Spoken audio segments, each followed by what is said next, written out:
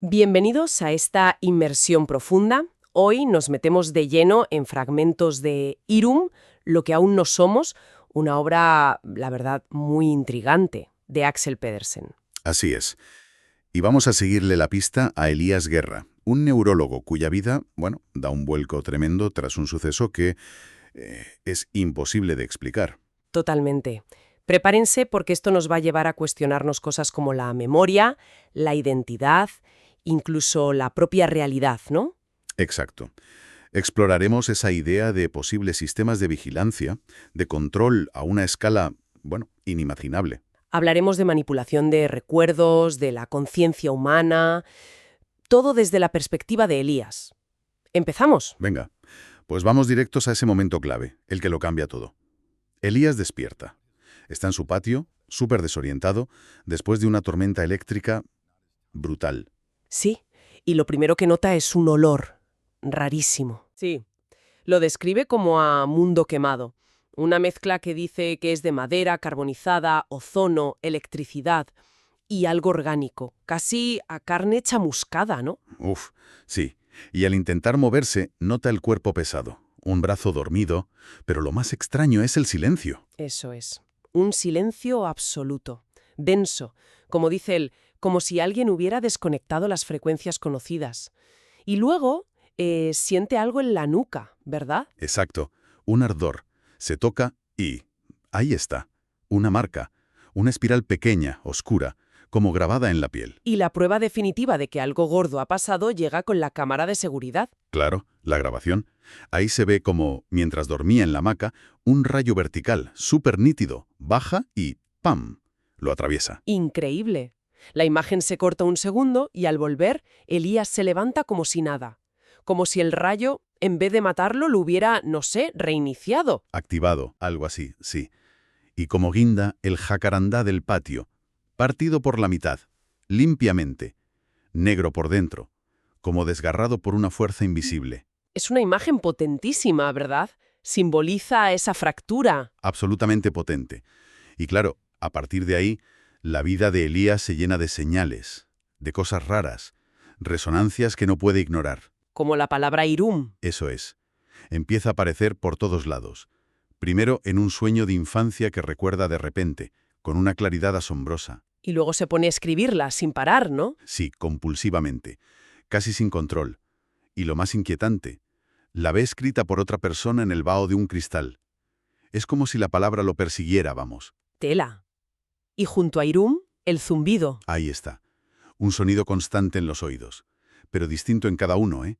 Una frecuencia aguda, un pitido, en el derecho, y un pulso grave, vibrante, en el izquierdo. Y él, siendo neurólogo, intenta buscarle una explicación lógica, supongo. Claro, pero acaba pensando que es algo mucho más raro. Lo llama una especie de mordaza sonora, como si estuviera diseñada para tapar una memoria más profunda, una memoria ancestral. Una mordaza sonora. Uf, qué concepto más inquietante.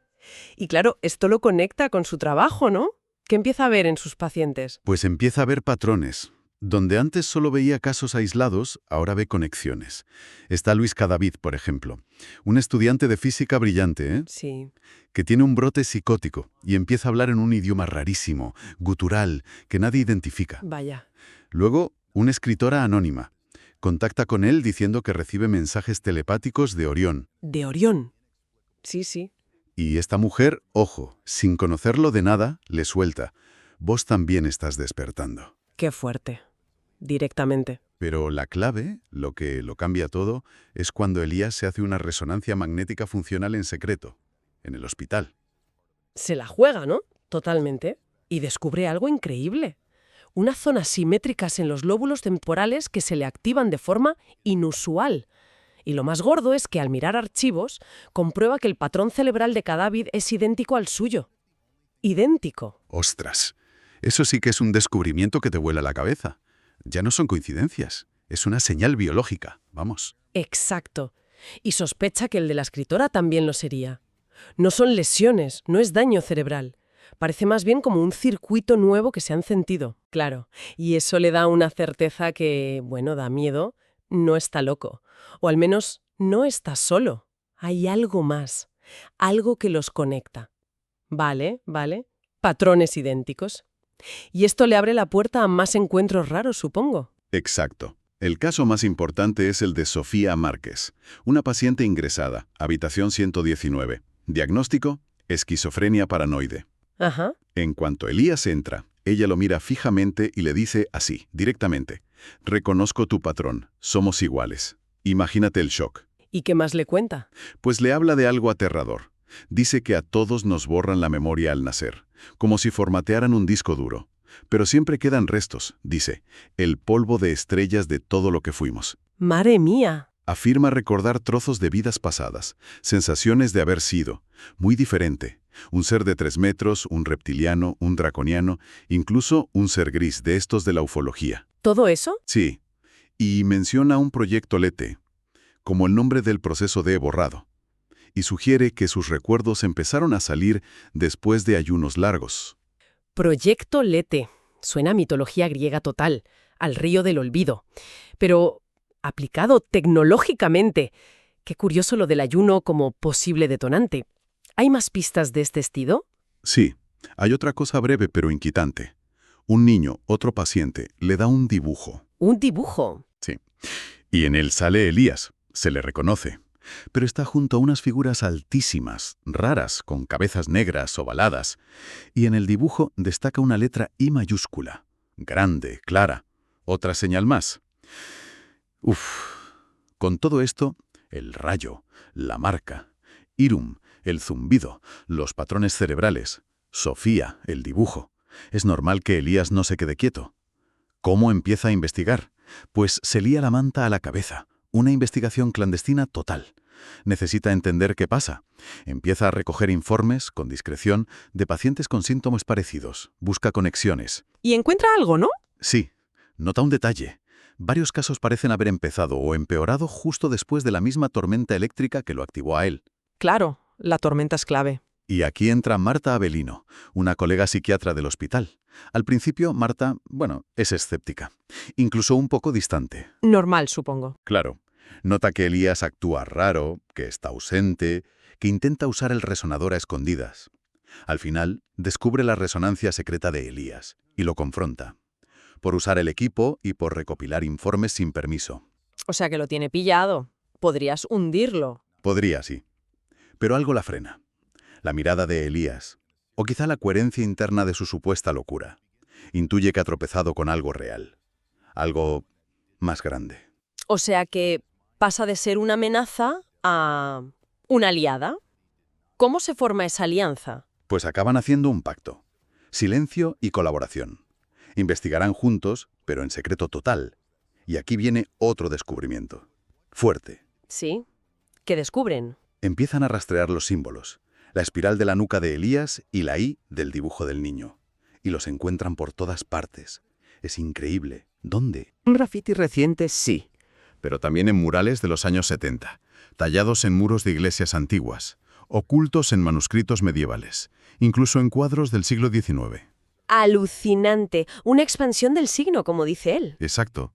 Una huella a través del tiempo, y con cada hallazgo, la sensación de que los observan crece. Se vuelve casi física. Y en medio de esa tensión, ese peligro, surge algo entre ellos, ¿no? Sí, una conexión muy fuerte, que va más allá del trabajo. Se sella con un beso, una noche juntos. Es como un pequeño refugio humano en mitad de ese misterio cósmico que los rodea. Una investigación que es una odisea total, histórica y personal. Y con todo esto, Elías llega a entender qué es Irum y qué es Let. Sí, llega un momento de claridad, casi una revelación. Siente que lo entiende. Irum no es solo una palabra, cree que es un acrónimo. Inteligencia de Registro Universal de Memorias. Inteligencia de Registro Universal de Memorias. Un sistema de vigilancia y almacenamiento de información, inconcebiblemente vasto, a escala cósmica. No solo registra actos, sino pensamientos, emociones, recuerdos. Todo.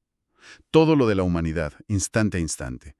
Es una idea que hiela la sangre, vamos. La vigilancia total a nivel cósmico. Vaya tela. ¿Y Lete? ¿Cómo encaja ahí? Lete, para Elías, deja de ser solo el mito griego.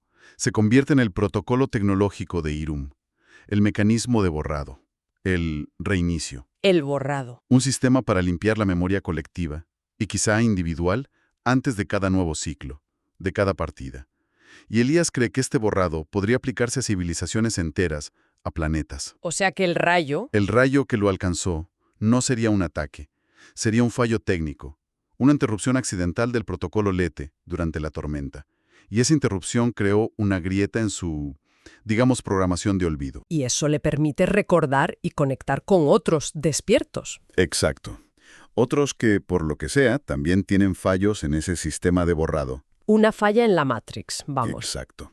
Pero a una escala brutal. Es vertiginoso. Y claro, estas ideas deben llevar a Elías a replantearse todo. Absolutamente todo. Se pone a reflexionar sobre la memoria, el olvido, vuelve a los griegos, piensa en Lete, el olvido, y en su contraria, mnemosine, la memoria, la madre de las musas. Claro. Y se da cuenta de algo fascinante sobre la palabra griega para verdad, aletheia, Aletheia. que literalmente significa lo no olvidado, aquello que se desoculta, que sale del velo del olvido, la verdad como resistencia al borrado. Aletheia, lo no olvidado. ¡Qué potente! Cómo un concepto tan antiguo resuena con esta idea de memoria manipulada.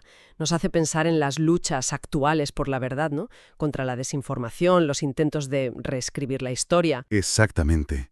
La verdad como lo que lucha por no ser borrado. Y esto lo lleva a cuestionar hasta la religión. ¿En qué sentido? Se pregunta si los dioses, los ángeles, todas esas figuras de las culturas antiguas, ¿no serán ecos distorsionados de contactos reales con otras inteligencias? Recuerdos rotos, quizá permitidos a propósito para llenar el vacío dejado por el olvido del Lete. Una idea radical, desde luego. Y la más extrema que explora es la reencarnación. Pero no solo entre humanos. Se plantea si nos reencarnamos entre especies, incluso entre planetas. Ostras. Y el olvido del Lete sería la condición para poder vivir aquí, en la Tierra, para participar en esta experiencia humana sin el peso brutal de recordar otras vidas, quizá no humanas. Eso explicaría por qué no recordamos nada. Sería una regla del juego. Pero claro, si la grieta de Elías le permite recordar... Ahí está el conflicto. Porque Elías empieza a tener recuerdos, muy vívidos, y emocionalmente fuertes. de haber sido otra cosa. ¿Cómo que? Recuerda con una claridad que duele ser uno de esos seres grises, sosteniendo una cría de su especie, sintiendo una ternura, extraña, alienígena, Madre mía, qué choque. brutal. Choca con su identidad actual, con Elías Guerra, y le obliga a preguntarse qué significa ser humano.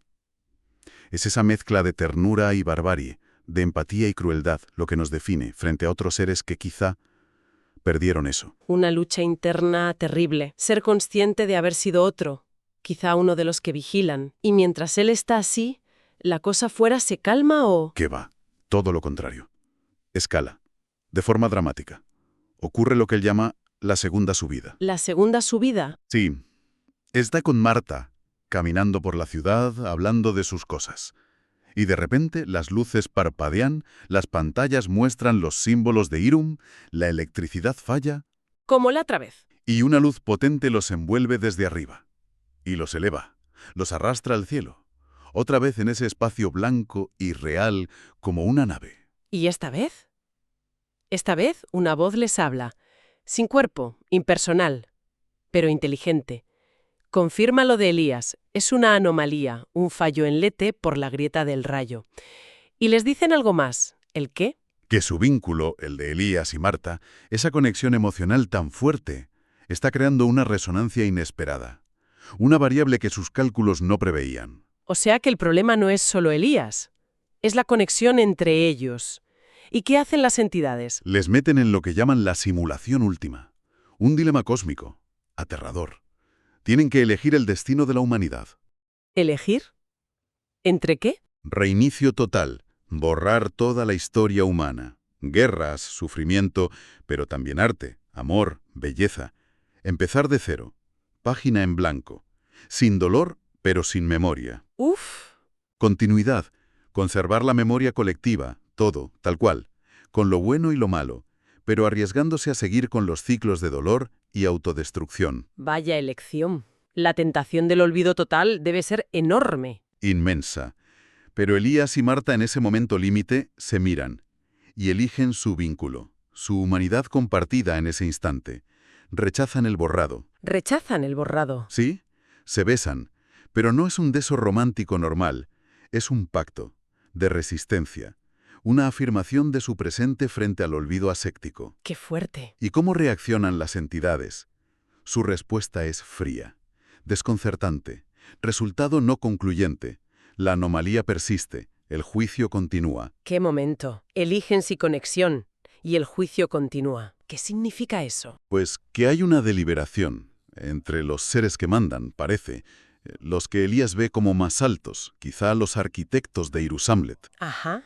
Su lógica pura, sus algoritmos, decían que el reinicio era lo más eficiente para corregir los errores humanos.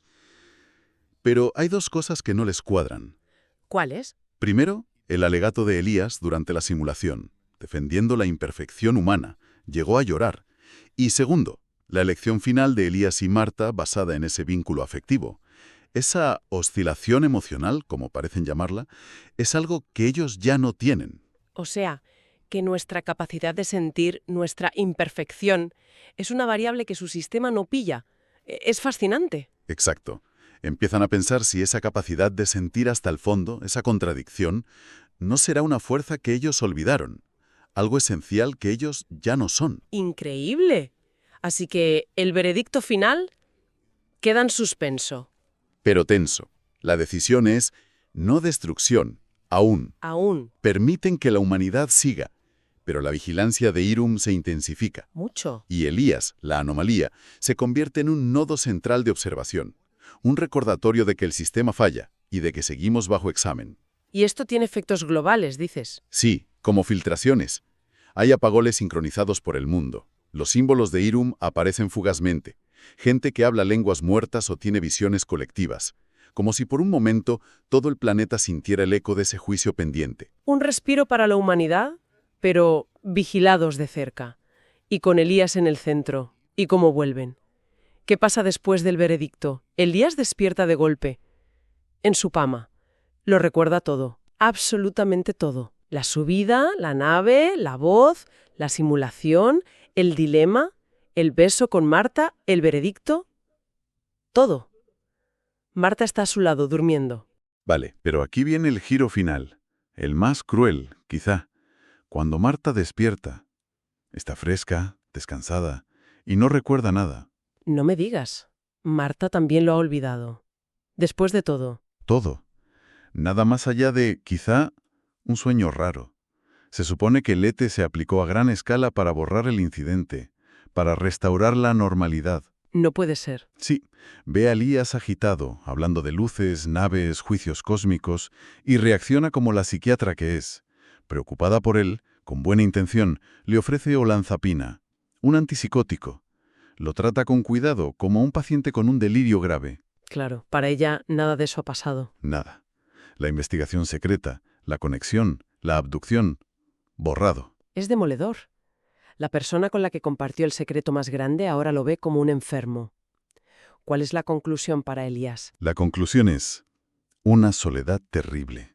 Se da cuenta de que es el único testigo, el único que sabe una verdad increíble y aterradora que nadie más recuerda. Y que nadie creería. Completamente aislado, totalmente, aislado en su conocimiento, sabiendo que lo vigilan permanentemente.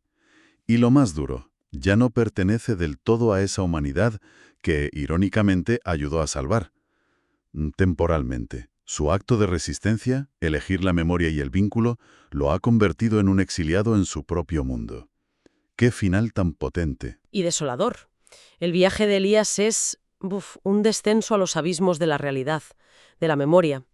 Empieza con un rayo y termina como único guardián de un secreto cósmico que lo aísla. Sí, los temas son enormes. La memoria como campo de batalla, no como archivo fiable. La identidad como algo frágil, manipulable. Y lo humano definido por nuestras contradicciones, nuestros fallos y la fuerza de los vínculos. Y justo ahí, yo creo, está la reflexión final que nos deja esto. Si jugamos con esa idea de la fuente, como experimento mental, si nuestra memoria, individual y colectiva, pudiera ser editada o borrada así, ¿qué nos define realmente? ¿Dónde está nuestra identidad, nuestra historia, si te pueden formatear el disco duro? Claro. Y si, como sugiere el final de Elías, son precisamente esas imperfecciones, las emociones, la empatía, los vínculos en medio del caos, lo que nos distingue y lo que puede incluso parar un juicio cósmico, o uno que nos imponemos nosotros. Es una buena pregunta. Tal vez. Y esta es la idea para darle vueltas. La imperfección no sea un error a corregir. Quizás sea la condición fundamental de nuestra existencia. Y quién sabe, la fuente última de nuestra libertad y nuestra resiliencia. Una idea para seguir pensando, sin duda.